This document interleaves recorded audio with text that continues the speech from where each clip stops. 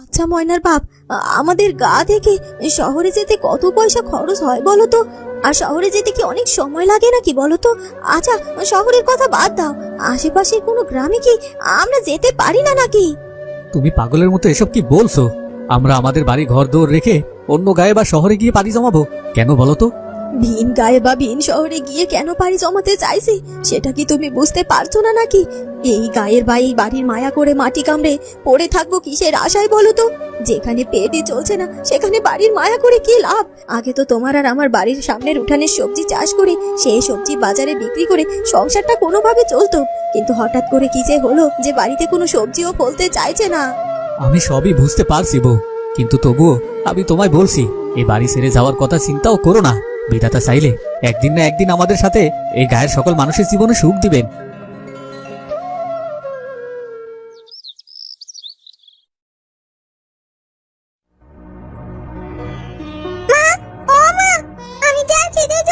সহ্য করতে পারছি না, আমার এক মুঠো ভাত দিতে পারো না, তবে এক মুঠো মুড়ি জোগাড় করে দাও না, নইলে যে আমি খেতে যন্ত্রণায় মরে যাব।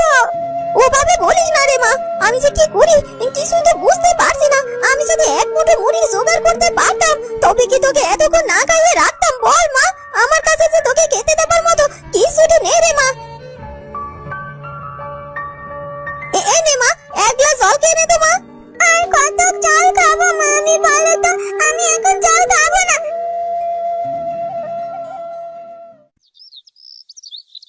হায় হায় বিধাতা, এবারও এভাবে আমাদের নিঃস্ব করলে তুমি। এবার অন্তত ভেবেছিলাম যে জমিতে ভালো ফসল ফলতে পারে, তাই তো আমাদের কাছে যতটুকু টাকা পয়সা ছিল তার সব কিছুই মাঠের জমিতে ফসল রোপণ করে ব্যয় করে ফেলেছি। এবার আমাদের মতো অভাবী চাষিরা কি করে বেঁচে থাকবে বলো তো?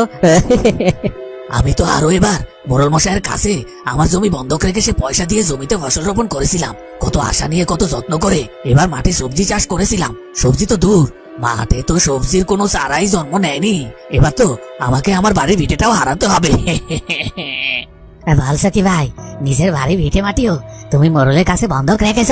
তুমি শিগগিরই মোড়ল মশাইয়ের কাছে যাও, দেখো তাকে একটু বুঝিয়ে শুনিয়ে জমিটা ফেরত দিতে পারো কিনা। হ্যাঁ, আমাকে তাই করতে হবে। এরপর দুই চাষি মিলে মোড়ল মশাইয়ের বাড়িতে যায়। না না, ওসব শুকনো কথাই সিরে ভিজবে না। আর তাছাড়া আমি তোমার বাড়ির ওই জমিটা রেখে কি করব বলো তো? আমার ওই টাকাই ফেরত চাই যেটা তোমায় আমি ধার দিয়েছিলাম। মোড়ল মশাই, আমি তো আপনাকে সব খুলেই বললাম, আমি কি করে কোথা থেকে আপনাকে টাকা ফেরত দিব বলুন? আমি অত সব কিছুই জানি না, আমার টাকা ফেরত দিতে হবে ঠিক সময় মতো, এটাই হলো আমার শেষ কথা। সে তো বুঝলাম, কিন্তু মোড়ল মশাই আপনি তো আমাদের গায়ের মোড়ল, মানে আমাদের পুরো গায়ের মাথা।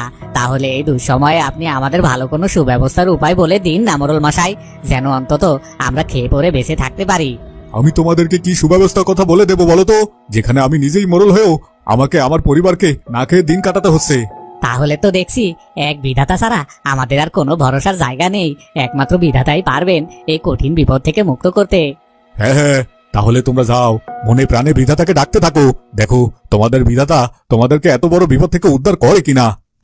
এরপর চাষিরা তাদের মনের দুঃখ নিয়ে মোড়লের বাড়ি থেকে চলে যায়। এভাবে দুঃখ, দুর্দশা আর দুর্ভিক্ষের মধ্য দিয়ে শিমুলতলী গ্রামের মানুষের দিন কাটতে থাকে। একদিন এক সাদা কাপড় পরা এক বুড়ি একে একে ঘুরে ঘুরে গায়ের প্রায় প্রত্যেকটি বাড়িতে যেতে থাকে। সবার বাড়িতে গিয়ে সে বলে, কেউ আছো গো বাড়িতে?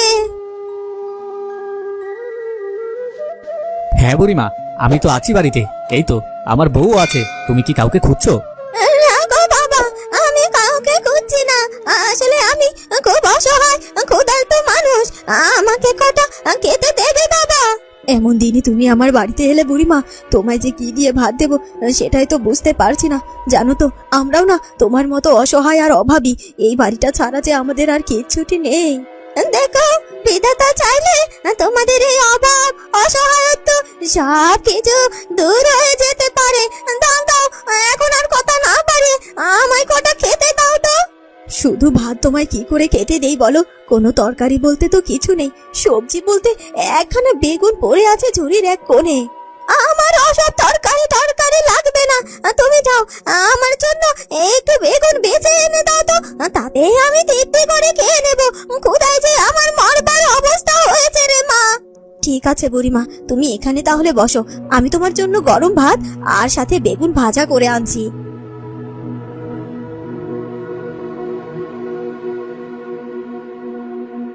এরপর রঘুর স্ত্রী বুড়ির জন্য গরম ভাত ও বেগুন ভাজা করে নিয়ে আসে। এরপর তাকে খেতে দেয়। বেগুন ভাজা দিয়ে বুড়ি সব ভাতটুকু খেয়ে নেয়। বড্ড শান্তি পেলাম রে মা, তোমার বাড়িতে এই এই গরম ভাতে বেগুন ভাজা দিয়ে। এবার তুমি বলো তো মা, তোমার জীবনে সুখ শান্তি ফিরে পেতে গেলে তোমার কি প্রয়োজন? আর সুখ শান্তি সেসব ফিরে পেতে হলে তো কত কিছুরই প্রয়োজন। সবার আগে প্রয়োজন হলো আমার মাঠের জমিটা ঠিক হয়ে যাওয়া, ওখানে যেন আমরা ঠিক মতো সবজি ফসল চাষ করতে পারি, তাহলে আমাদের কষ্ট দূর হয়ে যেত বুড়িমা। ঠিক আছে ঠিক আছে, আমি আশীর্বাদ করছি আজ থেকে তোমার মাঠের জমিটা ঠিক হয়ে যাবে। এরপর তোমরা ওখানে যা কিছুই চাষ করবে না কেন তা অনেক অনেক বেশি পরিমাণে ফলন হয়ে যাবে। এই কথা বলার সাথে সাথে বুড়ি অদৃশ্য হয়ে যায়। এ কি বুড়িমা, কোথায় গেলে বুড়িমা? মনে হচ্ছে তো এই বুড়িটা কোনো সাধারণ বুড়ি নয় গো, বুড়িটির মধ্যে নিশ্চয়ই কোনো অদ্ভুত শক্তি ছিল। বুড়িমা যাওয়ার আগে যে কথা বলে গেল সেটা শুনে তো আমার মনে হচ্ছে সত্যি সত্যি বিধাতার ইচ্ছাতেই বুড়িমা হয়তো আমাদের জীবনে সুখ ফিরিয়ে দিতে এসেছিলেন গো। তাহলে তো আমাকে আজই আমাদের মাঠের জমিতে আবারও সবজি চাষ করে দেখতে হবে, বুড়িমায়ের কথা মতো সত্যি সত্যি সেখানে আবার ফলন হয় কিনা। বুড়িমা, তুমি তো সবই শুনলে। আজ কতদিন হলো বাচ্চা মেয়েটা আমার না খেয়ে আছে, তোমায় কি করে আমি গরম ভাত বেগুন ভাজা খাওয়াবো বলো তো? তুই এত চিন্তা কেন করছিস?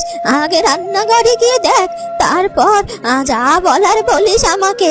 এরপর সেই মহিলাটি রান্নাঘরে যায়। এ কি, এখানে 3 থালায় গরম ভাত আর সাথে বেগুন ভাজা কে রেখে গেল? সে যেই রাখুক, আগে আমি এগুলো নিয়ে বুড়িমাকে আর আমার মেয়েটাকে বরং খেতে দেই, আর আমিও না হয় একটু খেয়ে নেবো কন। এরপর মহিলাটি সেই খাবারগুলো তার মেয়েকে আর বুড়িমাকে খেতে দেয়। তুই তো আমার গরম ভাতে বেগুন ভাজা খাইয়ে আমার ক্ষুধা নিবারণ করলি, এবার তুই বলতো তোর জীবনে সুখ শান্তি ফেরাতে আর কি প্রয়োজন? সুখ শান্তি বলতে আমি চাই বেঁচে থাকতে আমার চোখের সামনে যেন আমার সন্তানকে আর কোনোদিনও না খেয়ে থাকতে হয় গো বুড়িমা। ঠিক আছে ঠিক আছে, তোদের আর কোনোদিনও কোনো অভাব থাকবে না রে। এই কথা বলে বুড়ি সেখান থেকে অদৃশ্য হয়ে যায়, আর সাথে সাথে সেই মহিলাটির ছোট্ট কুঁড়ে ঘরটি একটি দালান বাড়িতে রূপান্তরিত হয়। আর তারপর থেকে সেই মহিলা ও তার মেয়ের কোনোদিনও কোনো অভাব হয়নি। এভাবেই বুড়ি ঘুরে ঘুরে শিমুলতলি গ্রামের সকল মানুষের জীবনের সুখ শান্তি ফিরিয়ে আনে। জানি না ওই বুড়িমাকে কে পাঠিয়েছে, ওই বুড়িমায়ের জন্য আজ আমাদের শুকনো শুকিয়ে যাওয়া জমিতে আবারও সবুজ স্বচ্ছ শ্যামল ফসল ফলতে শুরু করেছে। হ্যাঁ, এটা বিধাতার লীলা ছাড়া আর কিছুই হতে পারে না। বিধাতা, তোমায় অশেষ ধন্যবাদ আমাদের এমন ভাবে সাহায্য করার জন্য। পুরো গায়ের সবার মুখে মুখে এখন শুধু ওই বুড়িমায়ের কথা। কে ওই বুড়িমা? সে কিনা শুধুমাত্র গরম ভাত বেগুন ভাজা খেয়ে সবাইকে এতটা সাহায্য করছে। কই, আমার বাড়িতে তো একবারও এলো না সে। এখন অন্য সবার মতো আমারও তো অভাবের দিন কাছে। তখনই মোড়লের বাড়িতে সেই বুড়িমা হঠাৎ করে হাজির হয়ে যায়। আমায় কটা ভাত দেবে গো, সাথে একটু বেগুন ভাজা। এই তো সেই বুড়িমা, পেয়েছি শেষমেশ, আমার বাড়িতে এলে তুমি। শোনো বুড়িমা, আমি তোমার গরম ভাতে বেগুন ভাজা না, সাথে আরো অনেক কিছু খাওয়াতে পারি, তবে একটা শর্ত আছে। তুমি আমায় অন্য সবাইকে যা দিয়েছো তার চেয়ে অনেক বেশি কিছু দেবে। আমি তোর বাড়িতে এসে অনেক বড় ভুল করেছি, কিছুতেই আমি তোর বাড়ির অন্ন গ্রহণ করব না রে। আর তোকে সাহায্য তো দূরের কথা, তোকে আমি কোনো আশীর্বাদও করব না গো। তবে রে, কে কোথায় আছিস? এই বুড়িকে এক্ষুনি বন্দি কর। তখনই মোড়লের এক চামচে এসে বুড়িকে বেঁধে ফেলে। এই নে বুড়ি, এই বেগুন ভাজা আর গরম ভাত খেয়ে নে, আর তারপর অন্য সবার মতো আমাকেও ভালো কোনো বর দিবি। আর আমার যে কোনো বর দিলে চলবে না। বর হিসেবে আমি চাই এই গায়ের সব থেকে বড় বাড়িটি আমার হোক, আর এই গায়ের সব চাইতে ধনী ব্যক্তি হতে চাই আমি। আমি কোন লোভী মানুষের বাড়ির অন্ন গ্রহণ করি না। আর তুই লোভ করেছিস, তোর এত বড় সাহস যে তুই লোভ করে আমায় বন্দি করেছিস, এর প্রাপ্য শাস্তি তুই পাবি। এই কথা বলে বুড়ি অদৃশ্য হয়ে যায়, আর সাথে সাথে অলৌকিকভাবে মোড়লের পুরো বাড়িতে আগুন লেগে যায়। আগুন আগুন, কে কোথায় আছে? বাঁচাও বাঁচাও আমায়। এভাবে লোভী মোড়লের বিনাশ হয়, আর গায়ের অন্য সব সহজ সরল মানুষের জীবনে সুখ শান্তি ফিরে আসে। তো বন্ধুরা, কেমন লাগলো আমাদের আজকে